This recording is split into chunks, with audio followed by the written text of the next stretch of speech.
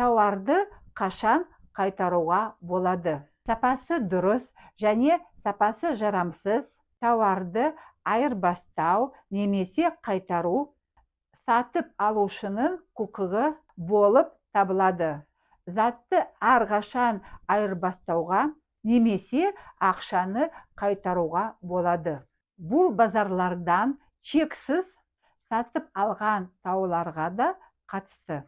Қайтару мүмкіндігі бар, егер бірінші зат бүлінген немесе ақаулы болып шықса, екінші алған зат өлшемі бойынша сәйкес келмесе, үшінші сатып алған күннен бастап 14 күннің ішінде қайтару, төртінші зат қайтарылмайтын заттардың тізіміне кірмесе, мысалы дәрі-дәрмек, іш киім, шұлық, ұялы телефон.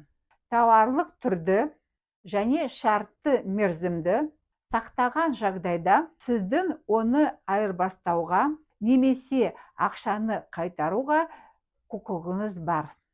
Бас тартқан жағдайда әкімдікке, журналистерге, тұтынушылардың құқықтарын қорғау органдарына немесе сотқа шағымдана аласыз. Құқық қорғаушының кеңесі сатушымен сату мекен-жайын анық көрсетіп, сізбен болған жағдай туралы әлеуметтік желілерде жазсаңыз болады.